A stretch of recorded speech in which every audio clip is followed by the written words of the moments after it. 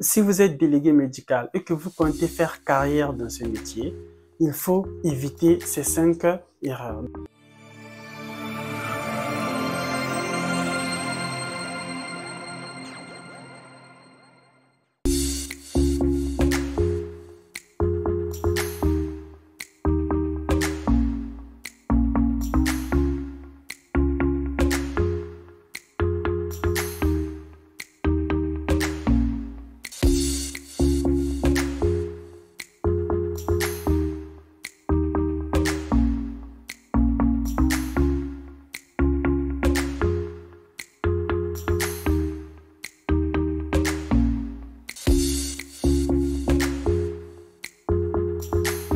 Bonjour à tous, bienvenue sur Client Business TV. Dans ce nouvel épisode, la route des délégués médicaux, nous allons aborder un sujet très délicat sur les 5 erreurs que l'on peut éviter si l'on veut prospérer dans le métier de délégué médical. Devenir délégué médical efficace ne nécessite pas seulement les connaissances et les compétences techniques, mais aussi la capacité d'éviter certaines erreurs. Il existe plusieurs erreurs, mais dans cette vidéo, nous allons mettre l'accent sur ces 5 principales erreurs qu'il faut éviter.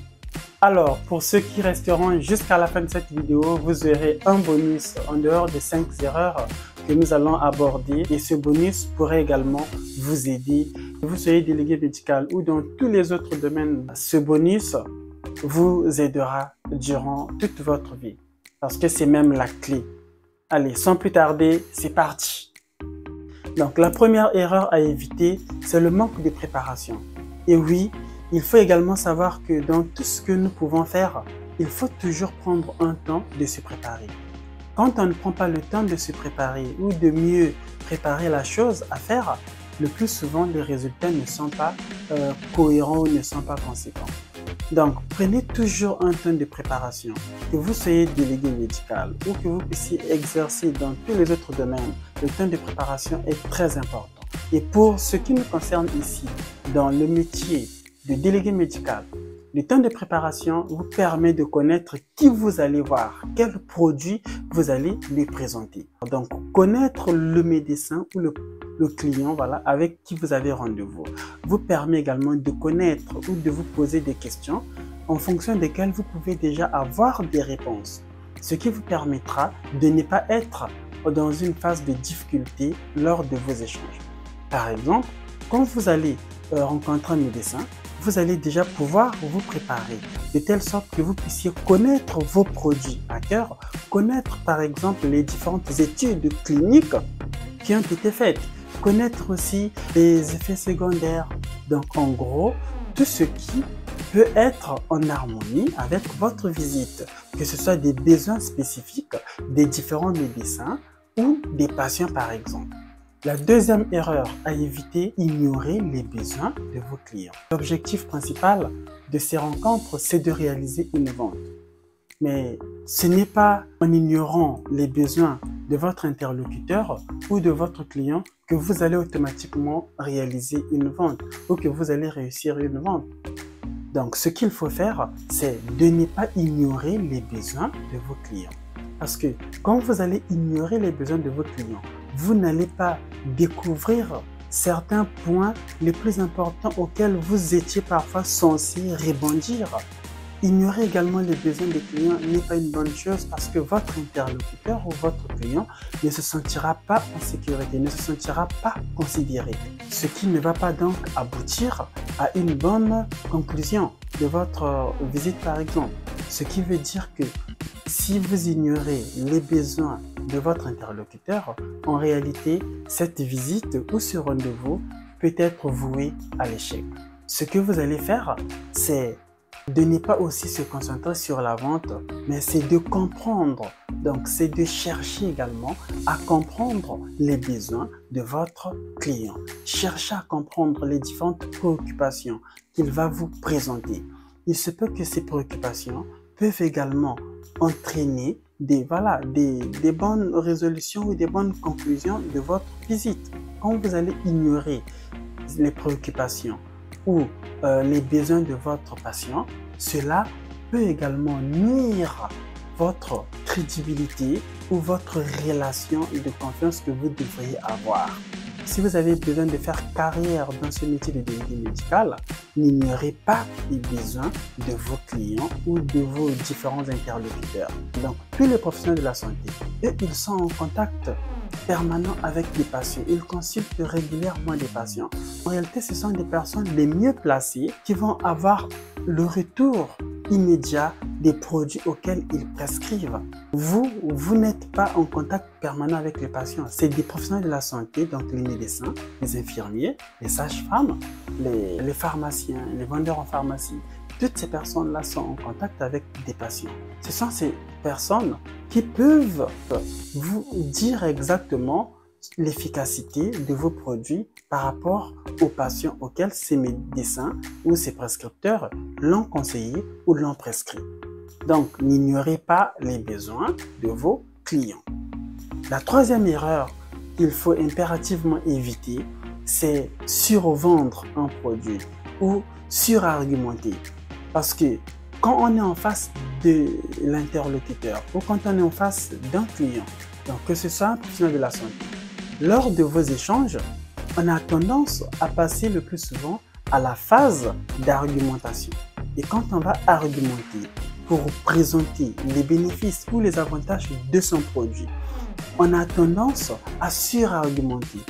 Et quand on surargumente, ce n'est pas une bonne chose. Alors, ce qu'il faut faire, c'est de ne pas survendre ou de ne pas surargumenter, mais présenter peut-être un ou deux avantages ou deux bénéfices et les autres, vous pouvez les garder pour un autre jour, pour un autre rendez-vous. C'est pourquoi, une fois que vous avez pris le soin de bien vous préparer, de bien préparer votre rendez-vous, lors de votre échange, vous n'allez pas surargumenter, vous n'allez pas survendre le produit, mais vous allez tout simplement détecter quel argument avancer, quel bénéfice positionner, par exemple, pour que votre interlocuteur, que le médecin ou le professionnel avec qui vous échangez, vous comprenne.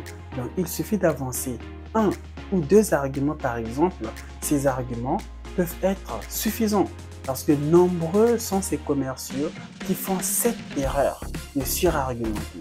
Et quand on surargumente beaucoup, souvent on a court d'arguments et pour les prochains rendez-vous, pour les prochaines visites, on ne sait plus quoi présenter, on ne sait plus quoi dire s'il faut qu'on présente le même produit parce que vous ne vous êtes pas préparé parce que vous avez donné tous les arguments.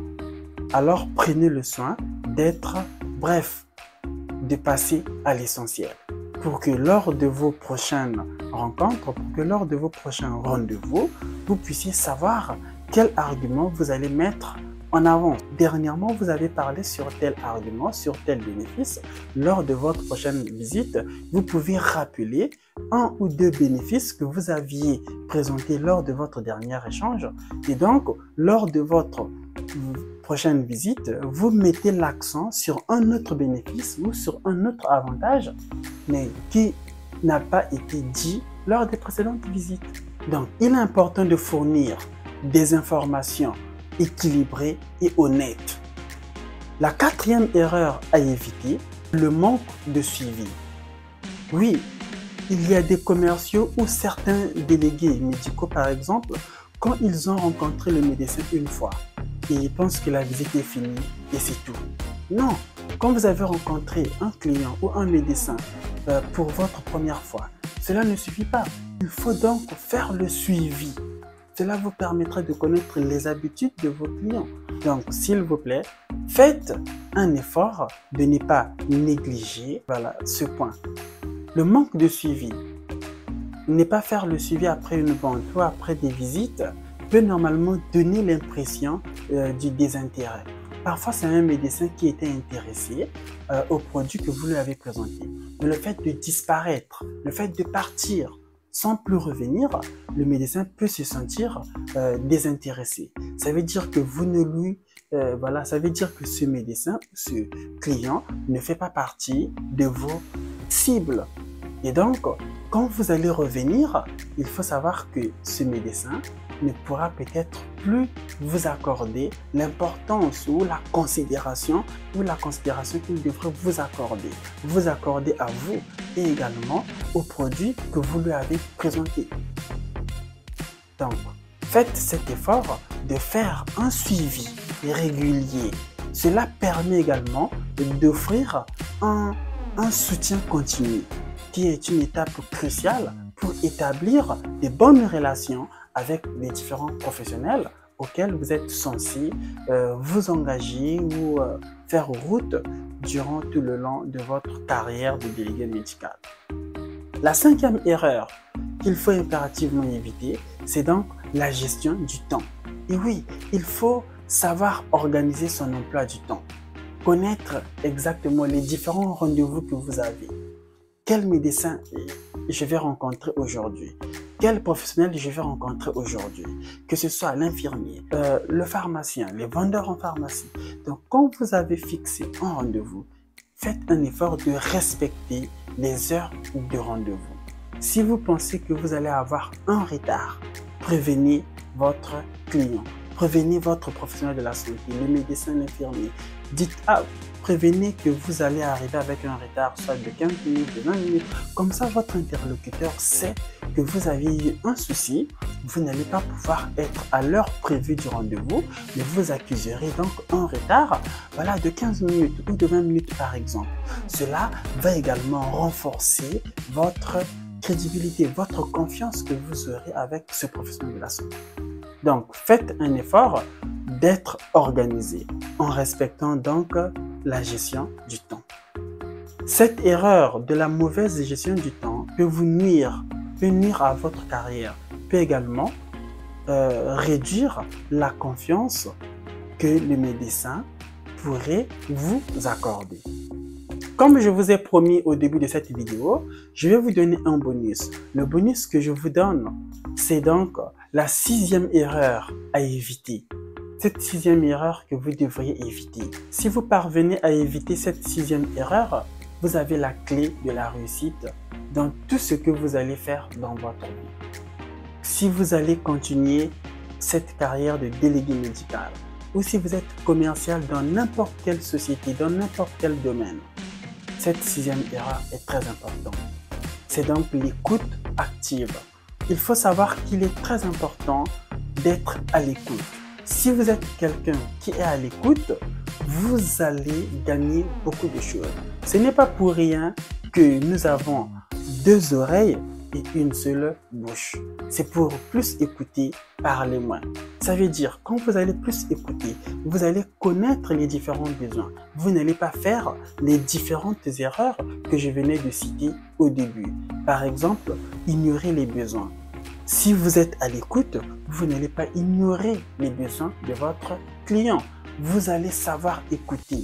Parfois, dans ce que le client va vous dire, il y aura déjà la réponse. Parfois, il pourra déjà vous donner la clé qui peut également vous aider dans votre parcours ou à travers les autres médecins qui ont le même profil que celui que vous venez de rencontrer. Donc, voilà un peu les différentes erreurs que je tenais à partager avec vous. Si vous parvenez à éviter toutes ces erreurs, vous avez la forte chance d'évoluer dans ce métier de délégué médical. Si cette vidéo vous a été utile, n'hésitez pas à la liker. Abonnez-vous, commentez et partagez à vos proches pour ne pas manquer nos prochaines vidéos. Je vous remercie d'avoir regardé cette vidéo de cette émission La Route des délégués médicaux sur Client Business TV. Bien évidemment, c'était Cliff. On se dit à très bientôt.